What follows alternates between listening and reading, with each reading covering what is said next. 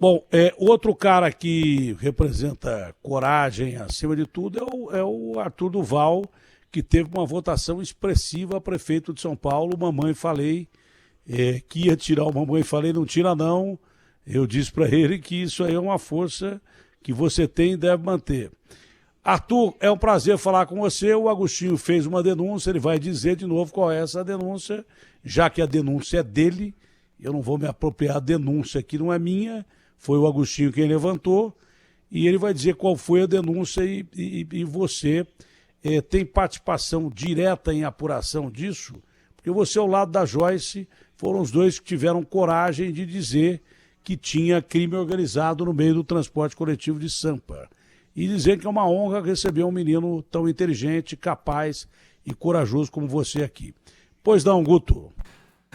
Arthur, bom dia, obrigado por atender mais uma vez aqui o nosso convite. Bom, você já tinha levantado essa lebre, e não é o primeiro que fala sobre o crime organizado mesmo, sobre uma máfia que existiria no transporte coletivo aqui de São Paulo, atingindo também o transporte de vans escolares. E as vans escolares estão passando por uma fase crítica por causa da pandemia, não temos aulas presenciais, então a maioria dos tios de vans estão sem receber quase nada mesmo. A gente ouviu ontem aqui, está recebendo R$ 2.000 para manter uma família, isso é impossível, enquanto outros ligados às cooperativas de vans, porque é uma outra categoria, estão recebendo fortunas. A gente viu casos aqui, tem vários deles recebendo 130 mil por mês. Uma discrepância absurda, segundo alguns relatos, porque essas cooperativas teriam ligação com políticos, alguns da Câmara Municipal, e participariam das campanhas nos períodos de eleição.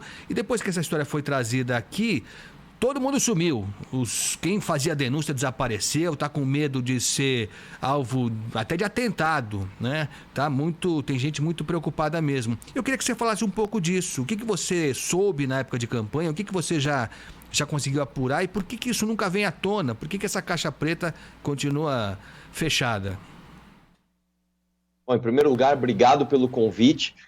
Antes de falar do tema, eu preciso dar aqui, primeiro agradecer ao Datena, porque ele, depois da entrevista dele, a gente colocou o nome Mamãe Falei junto do Arthur Duval na campanha e realmente nós dobramos nossa intenção de voto. Então, quero agradecer em primeiro lugar ao Datena, dar os parabéns, tá? Por um negócio até fora de contexto aqui, pela bronca que o Datena deu no Paulo Guedes, que eu fiquei orgulhoso de ver alguém com coragem, né, de falar as verdades aqui no nosso país, e iniciar dizendo que o vereador Rubinho Nunes, né, inclusive já protocolou um projeto de lei aqui para que os tios de vans, né, as vans escolares, possam ser, sim, utilizadas para outros tipos de transporte, tanto de carga quanto passageiros, né? Uma vez que no meio dessa pandemia aqui, está todo mundo ali com risco de passar fome, né, com escolas fechadas, todo o comércio fechado, então é importante que haja essa flexibilização. O que acontece aqui no transporte de São Paulo, viu, é algo muito já dito por algumas pessoas, mas poucos têm a coragem de botar o dedo na ferida e falar os nomes, né? O que acontece aqui em São Paulo?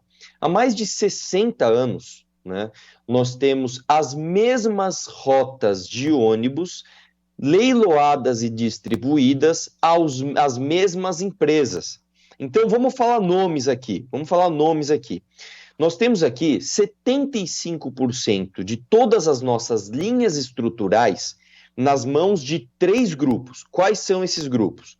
Ruas Vaz, né? O grupo Ruas Vaz é o mesmo da Rápido Brasil, é o mesmo da Ultra, é o mesmo da Carrocerias Caio, é o mesmo da Buscar, né? Que tem ali contratos não só de transporte, mas também de manutenção de pontos, de publicidades, etc. É o mesmo grupo do Banco Luso Brasileiro, né? Esses caras estão desde os anos 60 prestando serviço aqui para São Paulo. Nós temos o Carlos Abreu, né, desde os anos 70, e nós temos o Abreu e Bellarmino, né, que detém os outros 25%. Então, uma coisa que a gente não pode simplesmente aceitar como uma coincidência, como algo factual, que há 60 anos os mesmos lotes sejam ofertados às mesmas empresas. Para vocês terem uma ideia, o último leilão de lotes que o Bruno Covas fez, tá? De todos os lotes ofertados, apenas um teve 2 competidores. Todo o resto teve apenas um competidor, né? É o velho jogo de cartas marcadas. E como que eles fazem isso? Eles fazem um contrato extremamente específico para que apenas uma empresa, né, ou no máximo 2, tenham condições de participar daquela licitação. Então o cara começa, você precisa ter X ônibus de tal idade, pintado de tal cor, que vai fazer isso. Quando você vai ver, é impossível você ter concorrência, porque somente as mesmas empresas conseguem investir. Um outro problema que nós temos no Brasil é o seguinte: nós não permitimos, tá, o investimento de empresas estrangeiras no serviço. Aqui em São Paulo, para que o serviço seja prestado, você necessariamente tem de ser proprietário dos ônibus e das garagens. Então imagina que você é uma empresa de transportes mundial, você é uma pessoa que tem, você é uma empresa que tem conhecimento, você tem capacidade de gestão, você presta serviço em Barcelona, enfim, você tem uma empresa muito bem estruturada. Quando você chega aqui para concorrer nas linhas de São Paulo, você não pode participar, porque para começar a participar, você tem que comprar todos os equipamentos. E aí fica nítido, nenhuma empresa vai gastar dezenas, às vezes centenas de milhões de reais para correr o risco de participar de uma licitação e ficar de fora. Então, infelizmente, se nós não mexermos nisso, né, nós vamos continuar com as velhas raposas. Desculpa se eu me estendi demais, mas é importante colocar todo o contexto. Não, se fosse estender desse jeito, pode estender mais ainda. Pois não, Agostinho? Ô Arthur, já que você falou dos ônibus, teve um novo contrato firmado em 2019, contrato de 15 anos, portanto é longo, e como você falou, não mudou nada. Foram as mesmas empresas que venceram, algumas mudaram de nome, deram um vernizinho lá, mas são os mesmos grupos mesmo. E surgiu uma dúvida para nós aqui, inclusive quando o Datena conversou com o vereador Milton Leite, ele negou que o pagamento seja feito hoje por passageiro transportado. Ele negou isso. E pelo que eu soube, eu queria saber se você tem essa informação, é sim por passageiro transportado. Há inclusive um dispositivo que parece que é novo nesse atual contrato, que é o seguinte: cada linha ela tem uma previsão de transportar X passageiros. Algumas transportam mais gente, outras na periferia podem transportar eventualmente menos passageiros, enfim. Há uma previsão referente a cada linha, pelo histórico de cada linha. Aí se estabelece, essa linha que transporta mais gente vai receber mais do que a que transporta menos gente. Tudo certo. Só que, pelo que eu fiquei sabendo, eu queria que você confirmasse ou não. Se a linha X não conseguir transportar por algum motivo aquele volume todo previsto, mesmo assim a prefeitura completa o que faltar. Quer dizer, a empresa não perde nunca. Se ela, no limite, se ela transportar menos gente, ela ganha a mesma coisa. Peraí. Na verdade, o que acontece... Só o seguinte, se é por passageiro, o Milton Leite, ou ele não sabia, ou ele mentiu descaradamente, porque ele falou que era por quilômetro rodado. E eu disse que era por passageiro, porque eu sabia que era por passageiro. Se é por passageiro mesmo, e aí o Arthur Duval vai falar, porque ele deve ter pesquisado isso e pesquisa isso há muito tempo. Aí eu ouvi isso de um ex-candidato a prefeito de São Paulo, que é por passageiro, e o Milton Leite disse que é por quilômetro rodado, ou porque ele não sabia, e um presidente da Câmara não sabia como é que é um contrato de transporte coletivo com a prefeitura, é gravíssimo, mesmo porque ele é da base do governo que está aí. É gravíssimo, por desconhecimento. Senão ele mentiu descaradamente. E se continua pagando mesmo se a empresa rodar, está aí o pulo do gato. Mesmo durante uma pandemia onde o natural seria rodar mais que 100% da frota para aliviar os ônibus, não é? O cara ganha a redução que ele está dizendo que tem de 12%, que eu acho que é mais, ele ganha 12% não gastando com pneu, não gastando com manutenção, não gastando com combustível, não gastando com motorista, e ele ganha desse jeito. e ganha mais do que ele devia ganhar ainda. Na verdade, o que acontece aqui em São Paulo, né? É importante entender o contexto para chegar nos moldes atuais. Na época da Erundina, a Erundina ela começou a pagar os ônibus, começou a pagar essas empresas por ônibus e quilômetro rodado, né? Era basicamente uma conta de número de ônibus e quilômetros rodados. O que você tinha? Você tinha um monte de ônibus na rua, né? Então tinha ônibus pra caramba e às vezes um monte de ônibus vazios, porque as empresas ganhavam independente dos passageiros. Aí chegou o Maluf falou, não, nós vamos fazer o contrário, nós vamos pagar só por passageiro. O que aconteceu? Ônibus lotados. Os caras, entuxa passageiro aí até no teto do ônibus. Não deu certo. Como que é hoje, e esse é o problema, ele abre uma margem, né, de interpretação muito grande, o contrato é risível, é extremamente difícil de entender, porque o contrato é o seguinte, ele é um mix de remuneração por custo de capital, ou seja, pelo custo dos equipamentos, né, o que, a meu ver, é um absurdo, porque se eu tenho uma garagem de ônibus e se eu tenho o ônibus, né, eu deveria ganhar dinheiro alugando esse equipamento para quem vai prestar o serviço, e não a prefeitura me pagar um aluguel que não tem ali regras de mercado de competição, vai pelo que a negociação ali com o secretário bem entender. Então, é um mix de custo de capital, mais serviço, e nesse serviço aqui você tem uma salada, porque você tem ali custo de manutenção que depende de quilômetro rodado, você tem custo de manutenção que depende do tempo de ônibus parado, você tem uma série de subsídios caso não atinjam o número mínimo de passageiros, então já é uma salada, e aí por fim você tem mais dois critérios que a gente pode considerar como objetivos, que são o número de passageiros, né, e a qualidade. Essa qualidade ela é medida pelo número de viagens, pela pontualidade, por pesquisa e por acidentes, né? Fora isso, ainda existe, né, dependendo da quilometragem, um adicional de operacional, ou seja, os nossos contratos aqui de prestação de serviço de ônibus são extremamente complexos e difíceis de se interpretar. Eu sentei com o vereador Rubinho Nunes, que é advogado, na época da campanha para a prefeitura, nós esmiuçamos esses contratos, eles são extremamente complexos e cada um é de um jeito, o que é um grande problema. Qual que seria a minha sugestão? Porque aqui a gente está apontando o problema. Qual que seria a minha sugestão? A minha sugestão seria fazer como todas as metrópoles do mundo desenvolvido fazem. E como que é? Você separa o custo de operação do custo de equipamentos. E você faz um contrato simples de aluguel.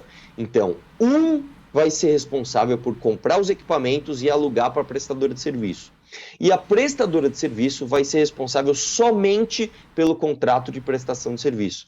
Então você tem nitidamente aqui duas concorrências formadas de uma forma muito ampla. Você tem muitas empresas querendo comprar equipamento para disputar o aluguel e você tem ainda mais empresas de fora do estado, de fora do Brasil, disputando a prestação de serviço em contratos padronizados. Todos os contratos devem ser padronizados, para que você tenha ali uma transparência, uma clareza na prestação ali dos custos e das contas. Então, enquanto isso não for feito, nós vamos continuar com vereadores ou pessoas interessadas podendo dizer que a remuneração é feita do jeito que melhor interessar. Então, se eu quiser aqui se eu quiser hoje falar que a remuneração é por passageiro, em parte é verdade. Se eu quiser dizer que a remuneração não é por passageiro, também em parte é verdade, porque o nosso contrato é uma grande coxa de retalhos. Bom, então, o Milton Leite só nos explicou isso, mas é por passageiro e é por serviços também por quilômetro rodado. É exatamente para confundir, mas é as duas coisas. Mas um bicho de 7 cabeças. Isso é um bicho de 7 cabeças. É um contrato de pai para filho, porque assim, a prefeitura paga tudo, ela paga a manutenção do ônibus. Não, é de pai para neto. É um negócio assim. De avô para neto. E ainda tem o seguinte, a hora que... De avô para neto, Agostinho, tem 60 anos. É, isso mesmo. De avô para neto. É isso aí. E ainda tem o seguinte, quando a empresa vai se desfazer do ônibus, porque ela tem um limite de tempo para rodar com o ônibus, a prefeitura paga ainda por esse ônibus que vai ser, em tese, baixado, né, vai ser colocado, né, sem uso, o que que não é verdade, porque na maioria das vezes esse ônibus que não pode rodar aqui em São Paulo porque já estourou o prazo, é usado pela mesma empresa que tem uma licitação. Não, isso também, mas ou então numa outra prefeitura do interior e tal, em que o limite de prazo de uso não existe. Então eles ganham sempre. E esse dispositivo que permite que a empresa receba pelo número de passageiros previstos, não transportados, previstos, ela estava prevista para transportar 100 passageiros, se ela não chegou a 100, chegou a 50, a prefeitura completa o que falta para 100. Só tem uma pergunta, tem que ser resposta rápida, porque está no fim do programa, eu queria ouvir o Arthur, mamãe falei, mais tempo ainda, porque eu gosto mais dele, até o vereador Palumbo, foi o terceiro vereador mais votado, falou, esse cara é um candidato bom para ser governador de São Paulo, hein? Esse cara pode sair. Você pensa em ser candidato aqui ou não, o Arthur? Penso sim, Datena. Obrigado pela pergunta, inclusive. Eu realmente penso... O Palumbo falou agora aqui para mim. Tem dois Palumbos que eu gosto muito. O delegado Palumbo e o Major Palumbo. É o delegado. Dos bombeiros, é o delegado, que é do MDB. O delegado que ganhou, né? O Major Palumbo teve uma excelente votação, infelizmente não entrou por causa do partido, mas ele é um excelente cara, né, o Major Palumbo. O delegado foi o terceiro mais votado. Foi o Suplicy, o Milton Leite e foi o Palumbo, que pela primeira vez participou de uma eleição. Foi muito bem. Mas ele falou, olha, o Arthur Duval seria um bom candidato. Agradeço. Eu nunca tive contato com o delegado Palumbo, eu não tive contato ainda, não tive o prazer de conhecê-lo, mas é muito bom ter esse feedback. Agora, penso sim em ser candidato, né? Eu não acho que a gente possa, com todo respeito a quem goste, eu não acho que a gente possa permitir que a gente continue com essa hegemonia do PSDB, né, tanto na capital aqui de São Paulo, quanto no estado, né?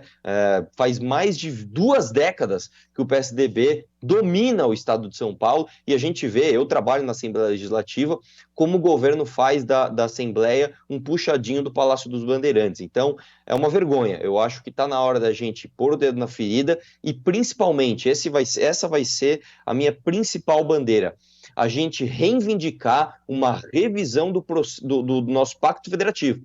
Porque a verdade seja dita aqui, São Paulo arrecada 11 vezes mais impostos do que recebe da União. Nós é que pagamos a conta. Inclusive, quando o Bolsonaro vem falar de repasse, a gente tem que lembrar que os repasses federais são 11 vezes menores do que aquilo que a gente arrecada. A cada R$11 que a gente dá para a União, a gente recebe 1. Então você que é paulista, pensa uma coisa aqui, imagina você pagar 11 vezes mais para o teu professor, imagina você poder pagar 11 vezes mais para o teu policial, imagina você ter um desconto de 11 vezes o imposto que você paga. Então, infelizmente, nós precisamos urgentemente botar o dedo na ferida e comprar essa briga. Já temos um candidato ao governo declarado aí, a Joyce foi mais ou menos, ela está pensando em nível nacional e em nível estadual. Agora o governo, o Arthur Duval, já está se lançando candidato. É mais ou menos isso que eu entendi ou não? Pré-candidato, né? Eu não posso falar candidato, mas eu tenho vontade sim de disputar a eleição. Já demos um furo aqui, Agostinho, já demos um furo. Arthur, parabéns pela sua coragem, pela sua independência e boa sorte. Você vai longe na política, porque você é um cara honesto, um cara corajoso e um sujeito super decente que eu gosto muito e um jovem, acima de tudo, brilhante. Obrigado, bom dia, meu filho. Muito obrigado.